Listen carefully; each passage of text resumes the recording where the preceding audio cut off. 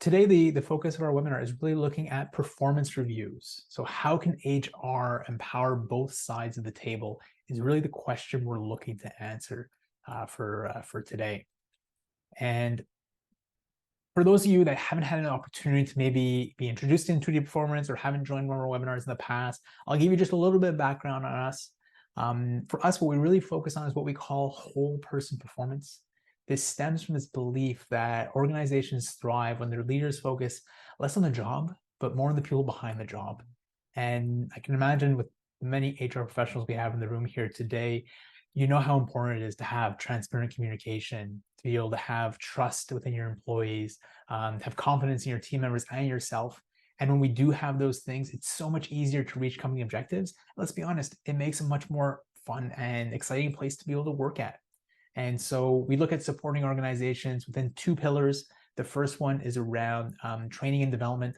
So this can range anywhere from a half-day training session focused on, let's say, communication, for example, all the way up to one of our flagship leadership programs that support both first-time managers, middle-level managers, and executives, looking at things like emotional intelligence and how do I delegate more effectively, and other things along those lines.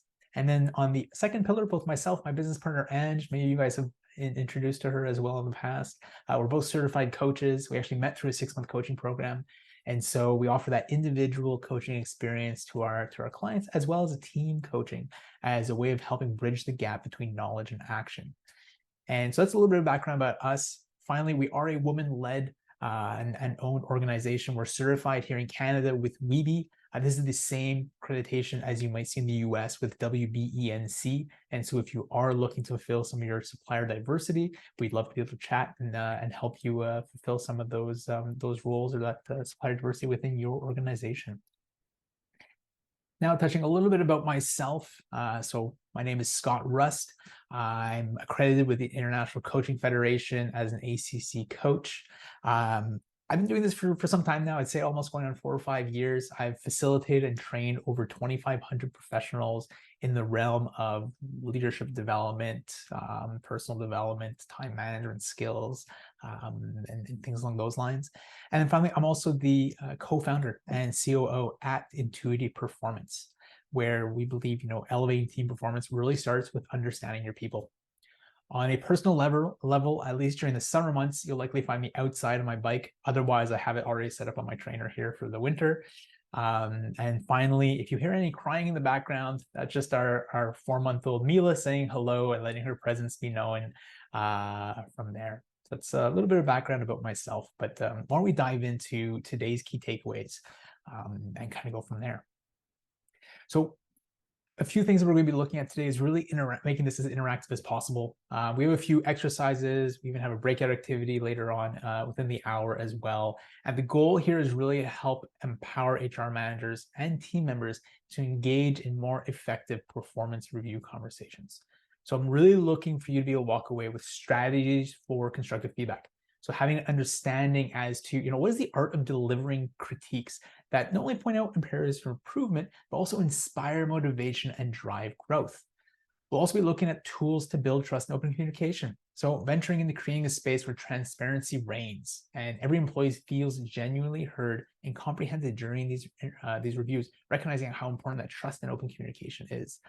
And then finally, I think the most important piece here is really getting to have a better know-how around empowering both sides of the table. So we'll look at practical approaches to ensure that both managers and employees feel prepared and aligned to make performance discussions more meaningful and productive. Full disclaimer here today, I meant to mention it a little bit earlier. I do apologize. Having a young daughter, I've learned very quickly that when she gets sick, that means everybody in the household gets sick as well. And so I'm battling through that at the moment. And so if I go on mute for a moment to cough or maybe take a sip of some hot lemon water, that's the only reason. But otherwise, we'll look at getting through this together. I appreciate your cooperation. A few housekeeping items here. We want to make this as interactive as possible. Like I said, we're a smaller group here today, so I'd love for you either to even use the raise your hand function, come off mute if you have questions. Let's have this two-way conversation. Otherwise, let's use the chat. If you feel more comfortable just typing your question in the chat, I want to hear from you. So I will be asking you to be engaged and to provide and share some of your experience with what we're talking about so we can really help tailor this to be most impactful for you. If we are in group discussion, so this is more during the group exercise, I encourage you to share your experience rather than provide advice. And where we benefit from this is rather than telling somebody, well, hi, Daryl, you know what, in my situation, this is what I would do, and this is what you should do as well. Instead saying, hey, this is what I've experienced, this is how I approached it. And it provides an opportunity for the other person to be able to take what they will from it and apply what they feel would have the biggest impact. Lastly, if you need to step away, we know these things happen, just drop a quick note in the chat, and I'm very happy to have you here either way. So why don't we touch on the first thing here that we're going to be looking at, and just looking a little bit at gaps in performance conversations. So in the context of HR and performance reviews, common gaps or even blind spots really refers to different areas or factors that aren't adequately recognized, understood, or even considered during the evaluation process. So these gaps can really lead to incomplete or inaccurate assessments of an employee's performance, which, as we know, can really potentially hinder the effectiveness of even HR practices that you put in place, performance management, or even team cohesion and chemistry. So before we jump into a few common examples around gaps that we might notice within performance reviews, like I said, I'm gonna get you to jump in here as well, and I'm gonna encourage some engagement. And so I'd like you to type in the chat, what are some common challenges or gaps that you've noticed managers face when conducting performance reviews? So I know we have Michelle just joining us here as well. And so we're encouraging you, if you want to just type in the chat, let us know what's an example, or even a few examples of some common gaps or challenges you've noticed managers face when conducting performance reviews. Danielle says recency bias. Yes. I can imagine this is especially relevant if we're only doing performance reviews on an annual basis. It's really hard to remember what happened 6 months ago. Even on a quarterly basis, it still can be challenging. And so, being able to take note of these things can be really important. Christy talks about dealing with mental health issues. That's another major thing that a lot of people at organizations are facing with, that are coming to the surface around burnout, around mental health issues and everything else. So being able to take that into consideration. Jean is mentioning around leading the conversation off with the negative performance rather than the positives. So how do we approach these performance conversations? And if it's all negative, that's not really helpful either. Just as having a performance conversation that's all positive isn't helpful on the flip side either as well. So finding that kind of middle ground between the two. Mike says uncomfortable giving constructive and meaningful feedback due to being a new leader. I would argue even not new leaders, that's probably not a great way to put it, have challenges at times providing these kind of constructive and meaningful feedback as well. You touched on something really important there, Mike. Daryl's talking about goal setting, so not having a plan outlined to achieve those goals, and Michelle, like having those difficult conversations, coming back to what Mike's talking about, right? A lot of people might not be equipped to have these types of conversations. They don't know how to approach it, and it can be really sticky, or they've had a bad experience in the past and don't really want to bring it up again because it's just going to break down trust and confidence within a manager and employee relationship. So really appreciate you sharing here. I have a few that I'll add here, and I think we've touched on this a little bit in terms of unrecognized achievements. So I think somebody talked about recency bias. So the idea that, when time goes by, we kind of forget some of the things that maybe people have achieved and have done, unless we're really recording them effectively. And so, if managers aren't aware of all the tasks employees successfully completing, they might miss out on opportunities to really acknowledge and reward exceptional performance. The other piece that comes up is even implicit bias. So, moving from, unconscious biases that might affect how managers perceive, reevaluate employees. And I know this could be a whole webinar and workshop just in itself. Otherwise, looking at inadequate feedback. So, we've all likely been through some type of performance review that lacked constructive or even specific feedback. So when feedback's too general or only focuses on recent events, managers may miss that long-term patterns of behavior that might require improvement. Failure to recognize developmental needs. So failure to really understand, well, what does this specific employee need to improve on? And being able to provide them that, let them know exactly what that looks like, recognizing that, as an employee, let's say myself, if I don't know what I don't know. So unless my manager is able to maybe point it out to me or help me see their way of, see what they see, it makes it very hard for me to develop. Overlooking soft skills. It's much easier at times to think about the technical skills and the applicability, and being able to rate somebody on those technical sides of things. But oftentimes soft skills can actually be just as important, if not more important, than some of those technical skills. Recognizing how much they contribute to team performance, employee engagement, even employees' performance levels. And so ensuring that we're highlighting those soft skills and how they're showing up, how people are interacting, how they're communicating, can have a really big impact on an employee's performance review. Lastly, even looking at the impact of external factors. So looking at things such as personal challenges or even changes in the work environment that might impact a specific individual or employee. And then last thing here is looking at communication breakdowns. So recognizing miscommunication or even lack of clear communication channels can lead to some blind spots. So even if employees and managers do not have open and transparent communication, important information about performance may be missed. So now that we've identified some of these common performance review gaps, what are we going to do with this? Why don't we take a look at some of the strategies and how we'll be able to overcome these challenges? And then we'll dive in a little bit further into how we can provide some of that constructive feedback and even provide a framework that both yourself can rely on, but also you can help support your managers in approaching these types of conversations with the tools to be able to conduct performance conversations effectively. So a few strategies here to be able to overcome the performance review gaps that we've identified. One of the things that comes up is, facilitating regular feedback sessions. That rather than having this as an annual or quarterly review, supporting managers and making feedback or continuous feedback a more regular thing within the organization can help kind of support that growth and everything from that perspective. Otherwise, the next piece that we have here is looking at providing training opportunities. There's a stat I was reading about recently that said less than 50% of managers actually have opportunities for training when stepping into a new role, which was really astounding to me. And so it's no surprise if your manager has difficulty in providing feedback or in supporting employees' motivation and really being able to provide that constructive criticism if they've never been trained and never had the opportunity to learn how to do it effectively. So I'm curious, type in the chat yes if you feel like your management team could use support from a training perspective. I'm just curious, based on who we have here in the room, if there's any opportunities from there that you recognize this as an opportunity for you. And I'll jump in while you're typing yes or in the chat or not. I'll just check in here with Daryl. He's asking, how often are you suggesting have regular feedback sessions? Monthly, weekly? And so when looking at regular feedback sessions, one thing that kind of comes to mind is, it can be something that is a more regular piece, such as, and has specific cadence, such as weekly or monthly or quarterly or whatever else. Or we can almost look at it as just being part of our one-on-ones or part of our culture within the organization. And so if you're looking at creating a continuous feedback culture, it's making feedback part of everyday life and conversations within employees and within teams. And so again, that's something else we can look at building upon a little bit further, but I hope that answered your question a little bit from a cadence perspective. And so we have a few people here, Mike, Daryl, and Kareem, all agreeing that yes, training at the organization could help our management team within their role. Other things that kind of come up here are looking at performance management systems.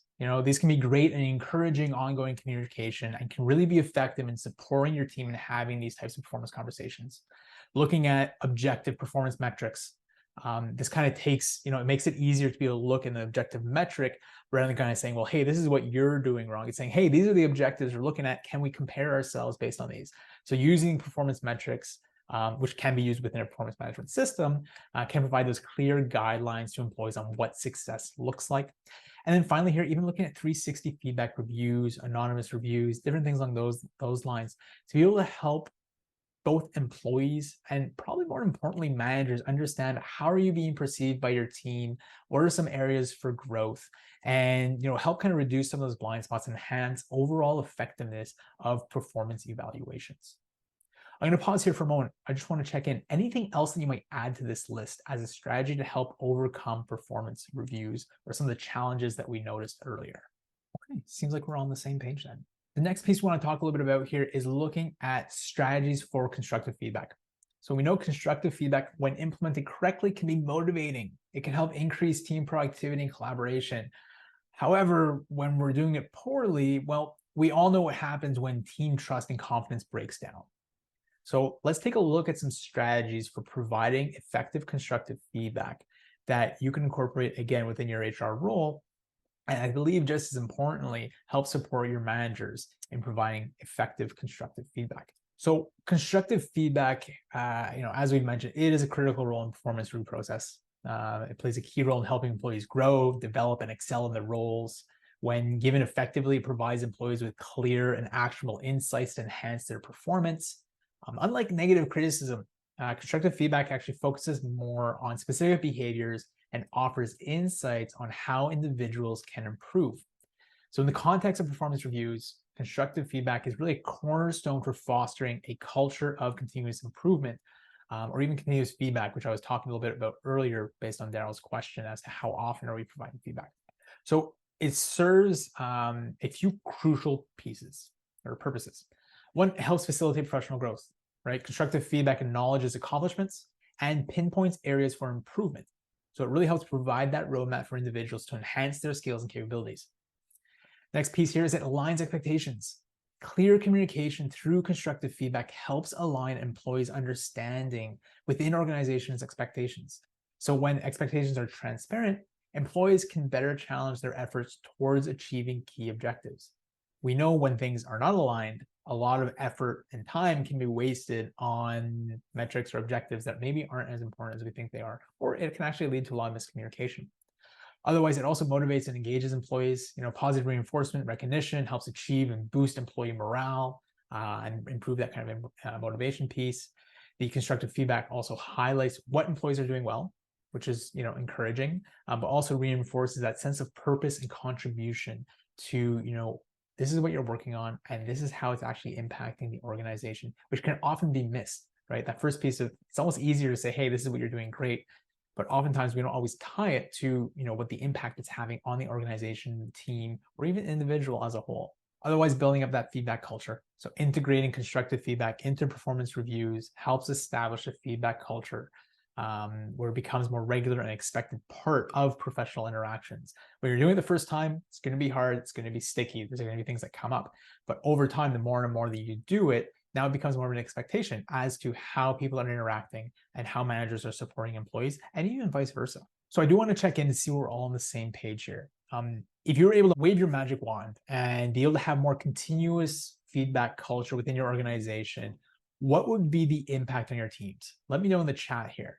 Think about if you had, if your managers were providing more feedback to their team members, if team members were flowing up more feedback to their managers, and it was done in an effective way, what impact might that have on your teams? Let me know in the chat what you think. Well, we have a few people typing here, remembering, this kind of feedback helps facilitate professional growth, helps align expectations, helps create more motivation and engage employees.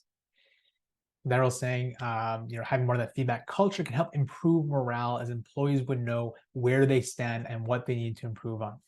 I think you touched on something really important here in terms of even psychological safety, as to if employees don't really know where they stand, or I don't really know how well I'm doing, or even worse, I think I'm doing well, but then I go into a performance conversation and find out I'm not, it really creates a lot of this disconnect and mistrust from that perspective.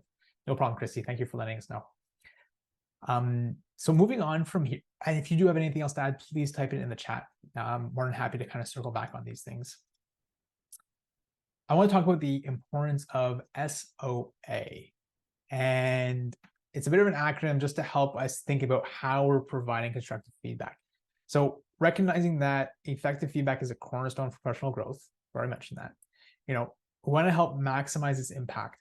We want to hone in on 3 key elements that are crucial as to how they shape the quality of this feedback. And so before I jump into the acronym SOA, I'm just going to read from the chat here. We have Jean saying, aligning expectations for sure. So a poor performance process doesn't help employees understand expectations. Fantastic, exactly. And Mike says it could be greater to connect the employee to the organization. So again, finding that opportunity to be able to say, hey, the work that you're doing here is having this impact on our team or the organization as a whole. Perfect, thank you, Mike. So coming back to the importance of SOA and how we can use this acronym within providing constructive feedback. The first thing we want to look at is making sure your feedback is specific. So specific feedback provides clear guidance on what needs improvement or reinforcement. Using specific examples helps individuals grasp the exact behaviors or actions under discussion. So clarifies expectations, specific feedback provides that clear guidance on what needs to be improved. Also enhances understanding, being specific and providing those specific examples helps individuals grasp the exact behaviors or actions under discussion. So that's the S. The O is objective. So ensuring objective feedback is based on observable facts. So looking at really minimizing those subjective interpretations helps kind of reduce some different biases as well. So when looking at being objective, it ensures evaluations are impartial and free from personal opinions, which can foster a little bit more fairness. Another piece that comes in within looking at objective is, coming back to what we talked about in terms of having objective results, or having those clear objectives. It can make it much easier to compare to, well, how well are we doing on this objective? And it makes it a little bit more, takes out that subjective, reduces the bias, helps foster more fairness from there. Lastly, the A is making it actionable. So actionable feedback provides specific steps for enhancement and enables individuals to take concrete actions during improvement. So it helps empower employees to really participate and take action in their own development, which again helps drive that engagement piece. And so when providing constructive feedback, we really want to focus on these three areas. We want it to be specific, objective, and actionable. So what I would like to do from here is we're actually going to do a quick exercise, and I'm going to ask 3 people to come off mute to test out their skills on how well they can provide some feedback. And so the idea here is, I'm going to bring up the first one here. So being specific. So an example of ineffective feedback that is not specific is, your presentation could be better. That's really, really high level, doesn't provide much for interpretation, or provides a lot for interpretation, isn't really specific. So I'm curious, is there somebody that's willing to kind of break the ice here and willing to test their skills? I'd like you to either raise your hand or come off mute and just try an example of what would be specific feedback around your presentation could be better. We have Jean, I think, who's just come off mute. Hi, Jean. Yeah, so I think if you're talking to the person and maybe you could say something like, next time you're working on a presentation, I would like to see your presentation describe the facts, the discussion, and the action of whatever you're presenting. So what are the facts of your presentation? What's the discussion around around those facts? And then what are the actions, so that your presentation is presenting to everyone specifics. I mean, that I'm just using an example of something I might say after listening to someone's presentation. No, I would like to have seen more specific examples during this presentation. I would have liked to have seen what you're proposing needs to be done. What are the action items in order to get something done regarding this? I mean, whatever the presentation has to do. But I usually follow the FDA process. I follow that when I do a presentation or when I write a memo. So I might utilize that to encourage someone to be more specific in their presentation. No, that's fantastic, Gina, and thank you for jumping in here and kind of sharing a little bit from your experience. What I really enjoyed there was, you were very specific. You said things such as, next time when you do your presentation, I would like to see this. I would like to see more examples. And then at the end, you even provided input as to, well, I follow the FDA process. Maybe I can even share a resource with you. It might be something helpful for you to be able to follow in the future as well. So now you're providing them an actual resource or something they can lean on to help improve help them improve the presentation style. Okay. And so the example we have here, very similar to what Gina mentioned, your presentation is well structured and your use of real world examples effectively illustrate key points. So it's pointing out something good that they've done, where they've done well. Now in terms of being specific, it's saying, maybe consider incorporating more visuals to enhance engagement in the next time. And so this is very specific as to incorporating more visuals. I'd even go a step further here and maybe illustrate exactly what types of visuals you might be looking for as an example, to be able to help further elaborate the point of being specific. The next point we have here is objective. So ineffective feedback could be, I feel like you're always on time, but I'm not sure if your work is as good as it could be. Do we have anyone that would be willing to come off mute and just take a stab at what objective feedback might look like in this situation? Anyone else willing to take a stab at this?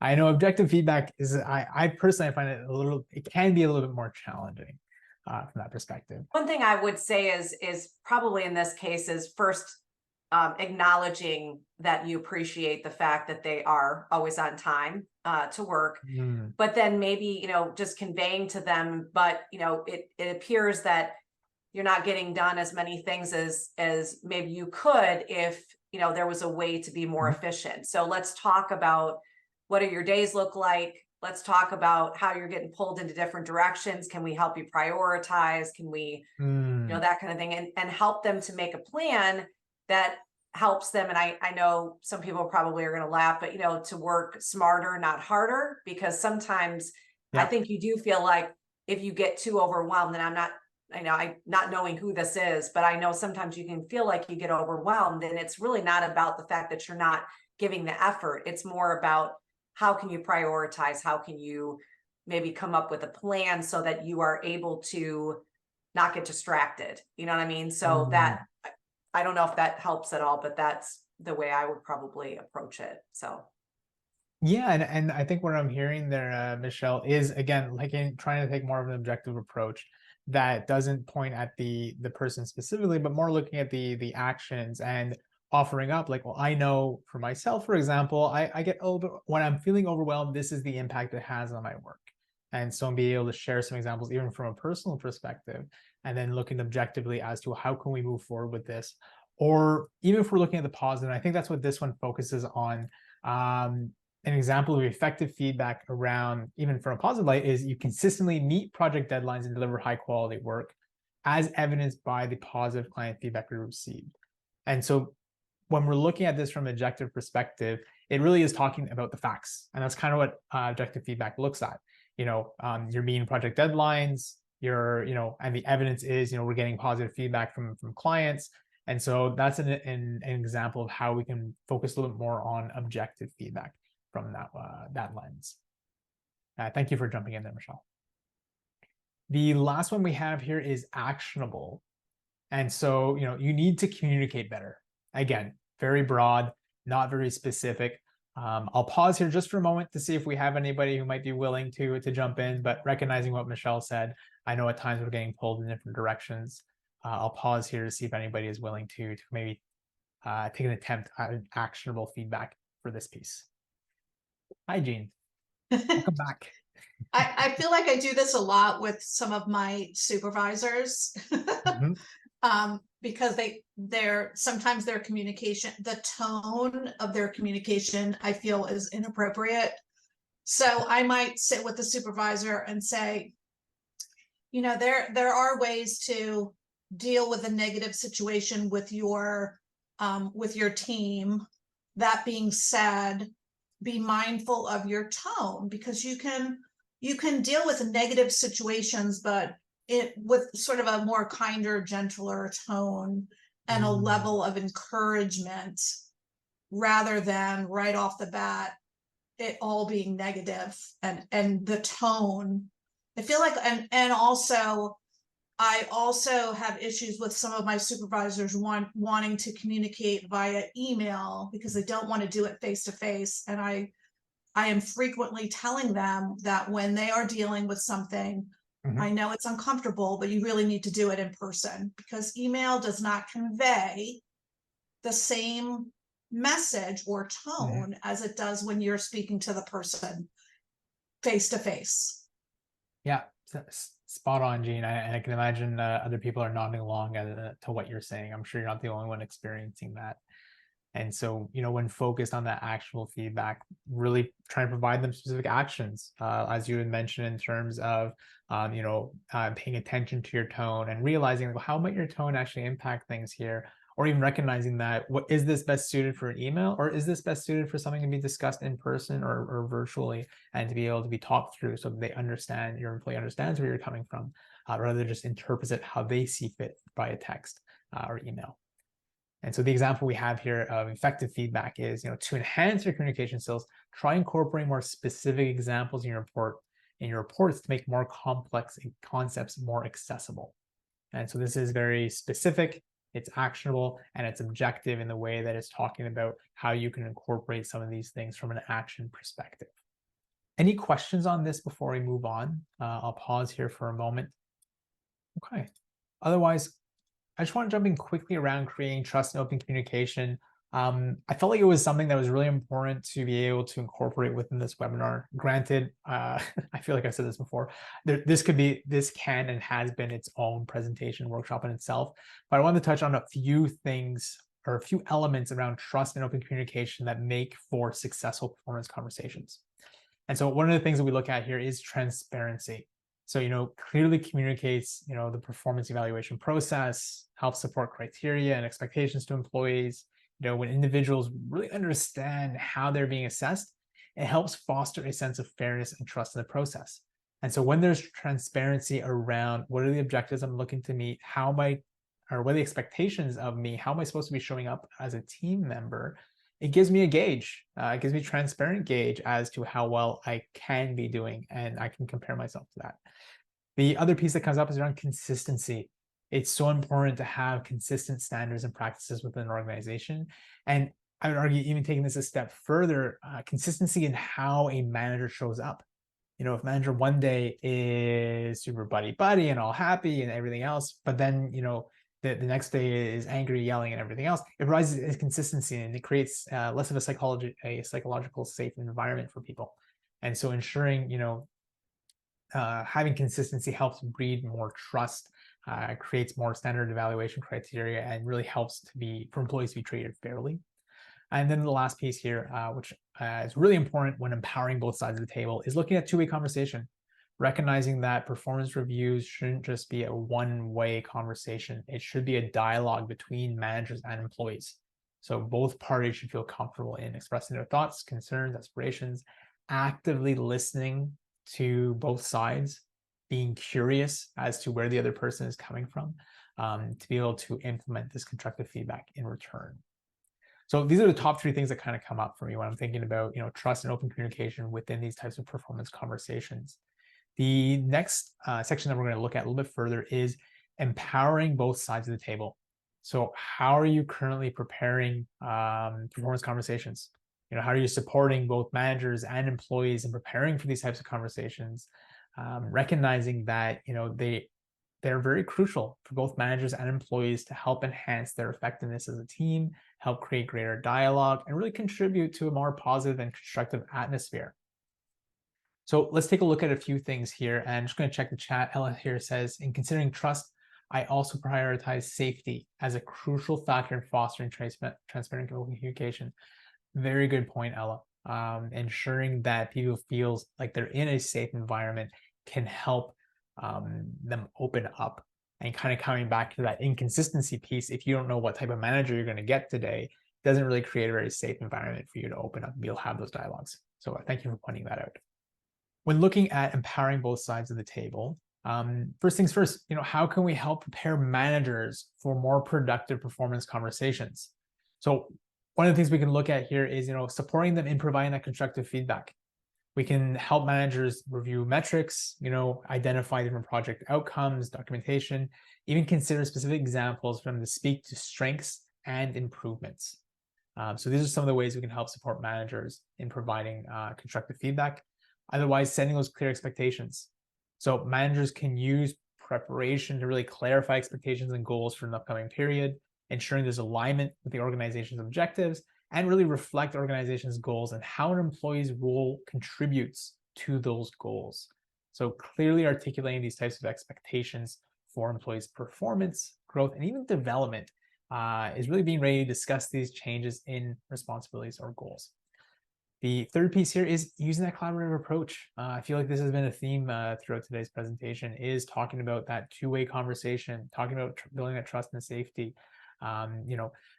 allowing managers to approach the conversation as a collaborative discussion rather than a one-sided evaluation. So to help prepare, they consider how to frame feedback in a way that encourages dialogue. Again, looking back at the SOA model we talked about. And then, preparing for open-ended questions that invite the employee to share their perspective, their own challenges and own ideas for improvement. And so what comes to mind for me is kind of using what I'll call the coach approach. So really getting curious as to, hey, this is what I'm noticing, this is what I'm seeing, but I'd like to hear where you're coming from, and be able to get the employee's input and opinion as to why maybe they did things in a certain situation, and be able to kind of talk it through so that both parties help understand each other rather than just feeling it's a one-sided way of looking at things. So that's in terms of supporting the management side of things. The other thing we want to look at is, well, how can we actually support employees and their team members prepare for these types of performance conversations? One of the ways we look at here is actually providing them opportunities for self-reflection. So employees can gain more from a conversation by reflecting on their own performance beforehand, rather than being caught off guard when they actually jump into a conversation. So to prepare, they can assess, personal achievements, challenges faced, areas for improvement. This can actually be even delivered through, even something as simple as like a form or a feedback sheet that they fill out going into a performance conversation that helps assist them in self-reflecting on these types of areas. Can help support their growth, and even help support the manager who's going to be having these types of conversations. The other piece is looking at goal alignment. So employees need to understand how their work contributes to the broader organizational objectives. So they can review current goals and projects, clarify any uncertainties about expectations or changes in responsibility, and even consider how individual contributions align with the team and organizational goals. The third piece I have here, and I'd like to pause for a moment because I would like to get your input on both of these sections as well, is professional development. So, employees can take an active role in their professional development by identifying areas for growth. They can think about personal and professional goals. They can identify any skills or competencies that they would like to develop further, and maybe even flag these with their manager and let them know, like, this is the area I would like to improve, and this is how I feel it would have an impact on our team or organization. So preparation really sets the stage for more meaningful and productive performance conversations. It allows both managers and employees to approach this discussion with clarity, openness, and even a focus on growth. The last thing I want to touch on is even just getting to hear a little bit from your HR experience. HR software company or provider Personio did a study. They researched about 500 C-suite executives and 1,000 HR decision makers. And I'd like you to type in yes in the chat, if you feel like what they discovered kind of resonates with your situation or your own experience. So what they found was that over 50% of C-suite leaders actually admit they don't know how to use their HR team as effectively and strategically as they'd like. And so if you feel like this resonates with you, again, feel free to type in the chat. I'd love to hear if this relates for you as well. And one of the challenges that we noticed, recognizing if HR isn't really getting the recognition it needs from C-suite, it can have a real big impact on the work that you're doing. And so it can bring up challenges in terms of, influencing or getting buy-in from C-suite. It can be more difficult to be able to invest in learning development initiatives. It can be hard to even demonstrate ROI on HR initiatives. And lastly here, even obtaining appropriate annual budgets. And so as in Intuitive Performance, we recognize this challenge. We've worked very closely with HR professionals over the past 4 years that we've been in business, and even longer before then in the previous roles. And we really wanted to put something together to be able to help support HR leaders in being able to get C-suite's attention based on the initiatives you're looking to take part in. And so what we've done here is we put together a complimentary HR assessment. We know that 77% of organizations are experiencing gaps in their leadership talent. And so what we've done is we put together just a short 20-minute assessment. It'll be asking you about 12 questions. And then based on those 12 questions, we'll actually create a customized report based on your organization and maybe some of the challenges that you're facing. And so what other HR professionals have really liked about this assessment is that, or have gotten excited about, is it really helps equip them with customized data and ROI based on their organization size, based on some of the challenges they're facing within the organization. So it's really personalized to you, and it'll help showcase your HR department as more of a revenue driver rather than a cost center. And so if this is something you're interested in, I would love to even just spend 20 minutes to better understand some of the challenges your company is facing, and it'll provide you with this free assessment. And hopefully you can use that then to be able to, encourage your C-suite to be able to, invest in your initiatives, especially as we look towards people development in 2024. And so I've dropped the link in the chat. Feel free to book your 20-minute free assessment here.